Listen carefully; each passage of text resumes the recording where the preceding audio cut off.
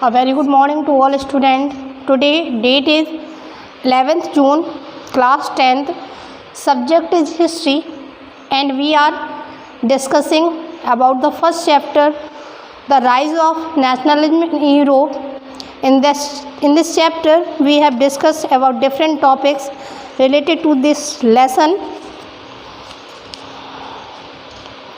In our previous video, we have discussed about liberalism और what does liberalism means, यानी कि जो liberals थे वो कौन थे और इनकी क्या धारणा थी, थिंकिंग क्या थी, क्या चाहते थे.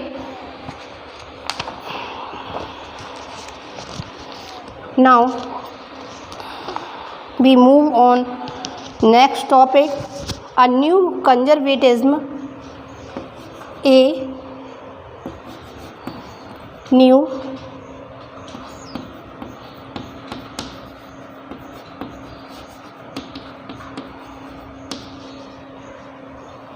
आफ्टर 1815. एक नए कंजर्वेटिव के बारे में पढ़ने वाले हैं. 1815 के आफ्टर. 1815 में क्या हुआ था आप लोगों को कुछ याद है? एक इम्पॉर्टेंट इवेंट हुआ था.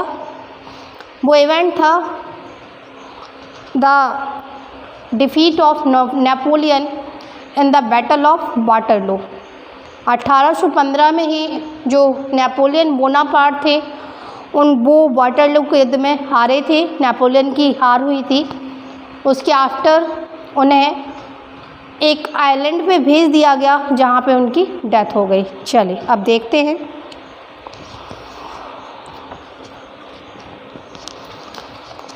Following the defeat of Napoleon in 1815, 1815 में नेपोलियन की हार के बाद European government were driven by a spirit of conservatism.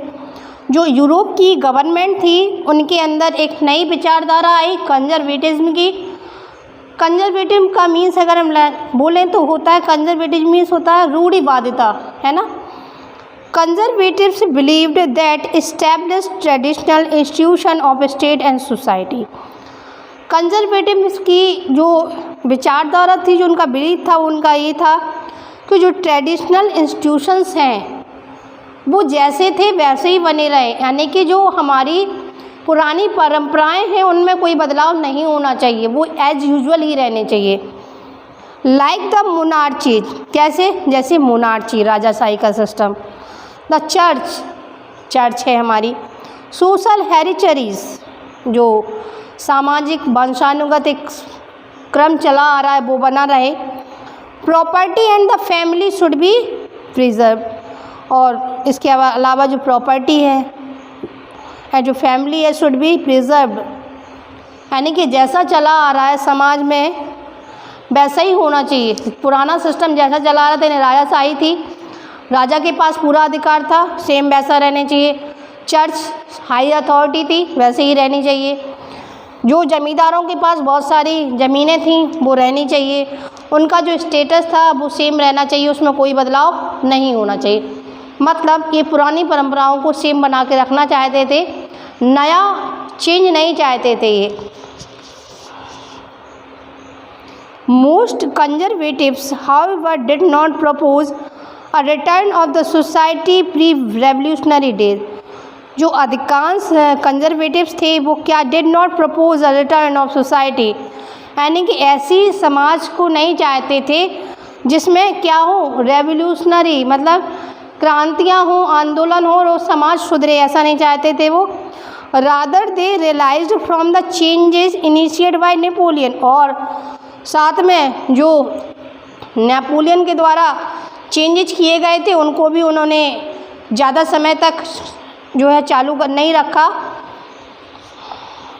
The modernism could in fact strengthen traditional institution like the monarchy. हाँ, वो क्या कह रहे हैं, मॉडर्निज्म जो आधुनिकरण है वो तब अच्छा है, तब अच्छा मानेंगे जब उससे मोनार्ची को क्या मिले, मजबूती मिले.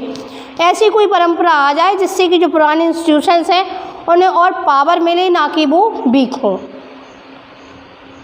It could make state power more effective and strong. A modern army, an efficient bureaucracy, a dynamic economy, the evolution of federalism, serfdom could strengthen an autocratic monarchies of Europe. क्या कहते हैं? a modern army, किसका modernisation हो, army को modernise किया जाए.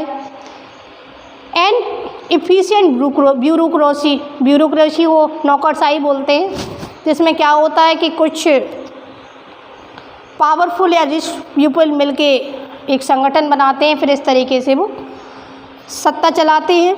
और dynamic economy कैसी हो, गतिशील हो, इकोनॉमी में हमेशा बढ़ोतरी होती रहे, वो घटे ना. द एवोल्यूशन ऑफ फ्यूडलिज्म, हाँ किसकी बात कर रहा है, केवल एक चीज़ की बात कर रहे हैं कि भले ही किसका जो एवोल्यूशन हो जाए, फ्यूडलिज्म को ख़त्म कर दिया जाए, कोई बात नहीं है. And serfdom could strengthen and autocratic monarchies Europe. वो क्या कह रहे हैं, सर्फडम, लेकिन जो भूदास की प्रथा चली आ रही है उसको ख़त्म ना किया जाए, बल्कि जैसा चल रहा था यूरोप में वो वैसा ही बना रहे. चलिए, इन 1815 रिप्रेजेंटेटिव्स ऑफ यूरोपियन पावर्स, 1815 में जो रिप्रेजेंटेटिव थे यूरोपियन पावर्स के. अब कौन कौन थे रिप्रेजेंटेटिव, जैसे ब्रिटेन था, रूस, Persia, Australia, who had collective defeated Napoleon. इन सारे के सारे देशों ने एक साथ मिलके किसको हराया था, नेपोलियन को. Meet at Vienna to draw up settlement for Europe. इस सब के सब कहाँ मिलते हैं, वियना में मिलते हैं. वियना एक जगह का नाम है जो कि यूरोप में है. The Congress was hosted by Australian chancellor Duke Metternich. और जो कांग्रेस थी उसका होस्ट जो बना वो थे ड्यूक मैटरनिक. आता है हमेशा क्वेश्चन इसी तरीके से आता है कि who hosted the Congress in 1855 eight Vienna. तो जब वियना में जो कॉन्फ्रेंस हुई उस समय कांग्रेस को किसने होस्ट किया था, तो ड्यूक मैटरनिक ने इसको होस्ट किया था. The delegates draw up the treaty of Vienna in 1815. जो डेलीगेट्स थे, इसके जो प्रतिनिधि थे, उसने ट्रीटी ऑफ वियना को साइन किया 1815 में with the object of undoing most of the changes, बिना किसी ज़्यादा बदलाव के, that had come about in Europe during Napoleon war. जो कि नेपोलियंस के बार के समय यूरोप में जो चेंजेज आए थे उसमें ज़्यादा कोई बदलाव नहीं किया. The Bourbon dynasty which had been deposed during the French revolution. जो बूर्बो डायनेस्टी थी जिसको फ्रेंच रेवोल्यूशन के दौरान हटा दिया गया था, वॉज रिस्टोर्ड टू पावर, वो फिर से सत्ता में आ गई. And France lost the territories it had enact under Napoleon. और फ्रांस ने जितनी भी टेरिटरीज को जीता था नेपोलियन के अंडर में, उन सबको खो दिया. A series of states were set up on the boundaries of France to prevent French expansion in future. और सीरीज ऑफ स्टेट्स, कई स्टेट्स की स्थापना की गई, सेटअप ऑन द बाउंड्रीज, कहाँ पे, फ्रांस की बाउंड्री के पास में, जिससे कि क्या हो, फ्रांस भविष्य में अपनी सीमाओं को ना बढ़ा सके. यानी फ्रांस की सीमाओं को क्या कर दिया गया, लिमिटेड कर दिया गया.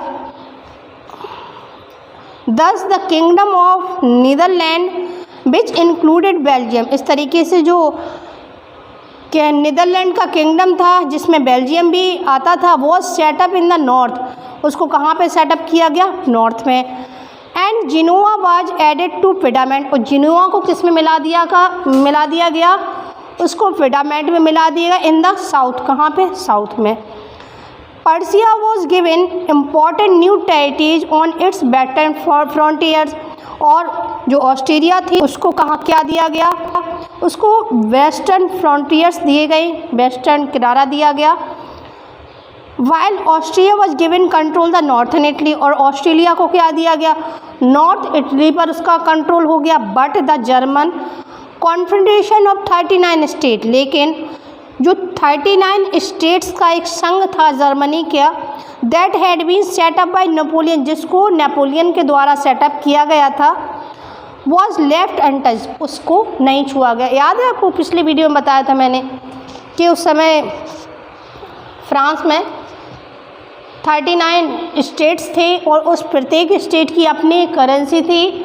उसके मेज़रमेंट अलग थे, वेटिंग स्केल अलग था। तो यहाँ पे उन्हीं स्टेट्स की बात की जा रही है, कौन को अनटच रखा गया, उसके साथ में कोई छिड़कानी नहीं की गई।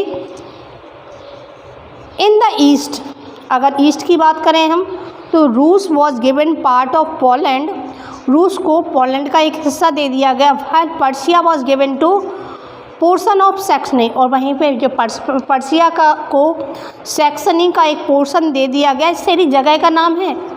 The main intention was to restore the man, लेकिन इन सब का एक ही इंटेंशन रहा, केवल एक ही एम था, टू रिस्टोर मोनार्ची, क्या स्टेबल करना, मोनार्ची को दोबारा से स्टेबल कर देना। That had been overthrown by Napoleon, जिसको कि क्या किया गया था, नेपोलियन के द्वारा हटा के फेंक दिया गया था। And create a new conservative order in Europe, और एक नए कंजर्वेटिव सोसाइटी का यूरोप में निर्माण किया जाए। Conservative regime set up in 1815 by autocratic, conservative जो राइम था 1815 में ऑटोक्रेटिक रूलर्स के द्वारा स्टेबल किया गया। They did not tolerate criticism and dissent, सुनिए इनकी विशेषताएं क्या थी। They did not tolerate criticism, वो किसी भी तरीके की आलोचना को सहन नहीं करेंगे। And sought to curb activities that question legitimacy of autocratic government, और साथ में ही अगर किसी व्यक्ति ने ये क्वेश्चन किया, ये सवाल पूछा कि क्या ये सरकार वैध है, तो उसको उसके ऊपर कड़ी से कड़ी कार्रवाई की जाएगी। मतलब सरकार के ऊपर आप उंगली नहीं उठा सकते कि सरकार ये गलत कर रही है, सही कर रही, कोई भी अधिकार नहीं है आपको सरकार के प्रति कुछ भी कहने का। Most of them impose censorship laws to control, उनमें से कई चीज़ों पे तो क्या लगा दिया गया, सेंसरशिप, प्रतिबंध लगा दिया गया।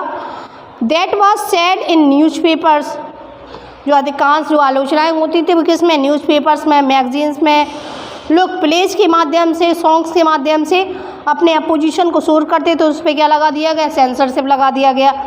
And reflected the ideas of liberty and freedom associated with the French revolution, और साथ में ही उन सारी बुक्स पे, उन सारी मैगजीन्स पे भी बैन लगा दिया गया जो कि फ्रेंच रेवोल्यूशन के आइडियाज़ को फैलाते थे, स्प्रेड करते थे, सब पे बैन लगा दिया गया। The memory of the French revolution nonetheless continued to inspire liberals. One of the major issues taken by the liberals, nationalists who criticized the new conservative order was freedom of the press. और अगर इनमें से भी हम सबकी conservative की बात करें कि इन्होंने क्या किया, तो सबसे बड़ा काम ये था कि जो फ्रीडम ऑफ प्रेस था, जो प्रेस की स्वतंत्रता थी, उससे वो भी छीन ली गई। यानी कि जो प्रेस है वो अपनी बात कहने के लिए पूरी तरीके से स्वतंत्र होती है, अपनी बात को लिख सकते हैं, गवर्नमेंट से क्वेश्चन भी कर सकते हैं। तो यहाँ पे जो प्रेस थी उस पर भी बैन लगा दिया गया। ठीक है, तो ये आपका टॉपिक फिनिश होता आज अ new conservatism for 1815। In our previous video we have discussed the coming topic, the revolutionaries. I hope you understand the lesson well. So once again read the lesson carefully and subscribe the channel so that you can find the notification for the next video. Thank you and have a nice day.